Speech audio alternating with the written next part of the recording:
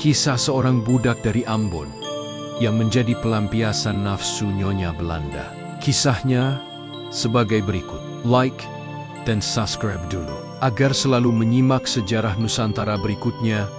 Terima kasih. Assalamualaikum warahmatullahi wabarakatuh. Dahulu pada tahun 1678 di Batavia atau Jakarta telah hidup keluarga Van Mook yang merupakan jaksa. Ia juga mempunyai seorang istri dan seorang budak bernama Anthony yang berasal dari Ambon.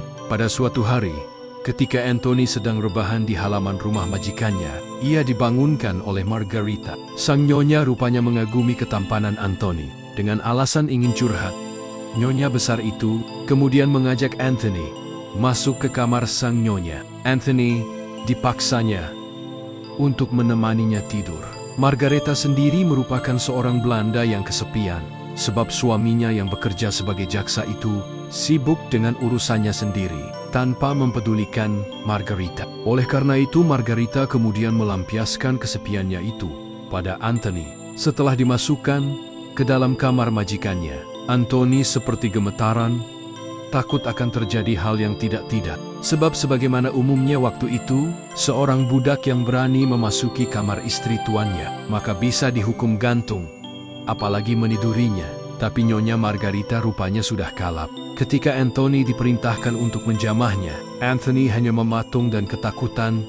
Anthony dibentak, bahkan kata-kata kotor keluar dari Margarita. Sang nyonya pun bahkan mengancam, jika Anthony tidak mau melayaninya dalam hubungan badannya, maka ia akan membuangnya ke Tanjung Harapan.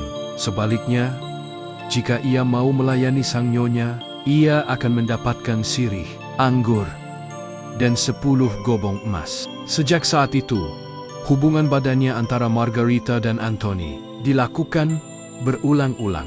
Dikala sang nyonya menginginkannya, bahkan Anthony harus memenuhi segala hasrat Margareta, kapanpun ia mau, siang atau malam. Tapi was-was selalu menghantui Anthony. Ia takut ditembak tuannya, Van Mook, jika ketahuan.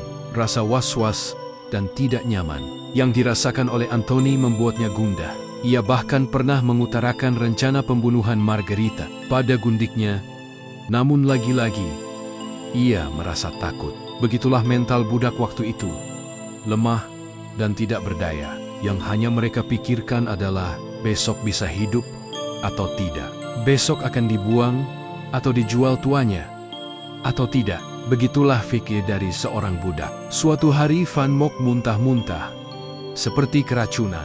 Setelah memakan hidangan sarang burung yang disuguhkan Anthony, mendapati hal ini, Anthony merasa was-was. Ia takut nyonya Margarita merencanakan pembunuhan Van Mook. Dengan menggunakan tangannya, ia kemudian memutuskan untuk melarikan diri ke Banten. Ia melarikan diri ke wilayah Kesultanan Banten, yang kala itu belum ditaklukkan Belanda, dengan bekal ratusan gobong uang emas, yang ia dapat dari hasil melayani nafsu nyonya Margarita. Setelah sampai di Banten, Anthony kemudian memberikan uang gobong emasnya kepada Raja Wangsapati di Banten untuk meminta perlindungan. Raja Wangsa ini merupakan salah satu pejabat Kesultanan Banten. Namun, untuk memenuhi syarat-syarat perlindungan dari Banten, Anthony harus menceritakan kronologis pelariannya ke Banten. Di Banten inilah kemudian kisah pemerkosaan yang dilakukan oleh Margarita kepadanya dituliskan sebagai bahan pembelaan, meskipun alasan Anthony sudah lengkap, dan dituliskan oleh Raja Wangsapati. Ia diharuskan memiliki seorang saksi dan membuat surat pernyataan dari saksi. Mendapati tuntutan harus adanya seorang saksi. Kemudian Anthony berniat kembali ke Batavia, mencari saksi. Namun belum sampai menemukan saksi, ia kemudian ditangkap Belanda. Van Mook kemudian memenjarakan Anthony. Ia dipenjara di daerah pembuatan garam.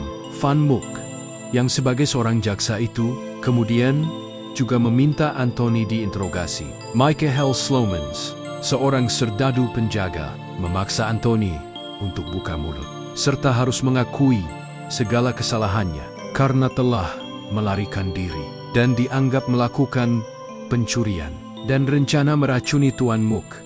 Tapi Anthony menjawab lantang, "Baik, Jika Tuan mau mendengar kebenaran dari mulut saya, ambil tinta dan pena. Saya akan mengakui semuanya, meski saya harus mati karenanya. Begitulah akhir ceritanya. Setelah pengakuan Anthony, yang juga dituliskan dalam hasil introgasi serdadu Belanda itu dilaksanakan, tidak diketahui nasib Anthony selanjutnya. Apakah ia dibunuh atau dibuang?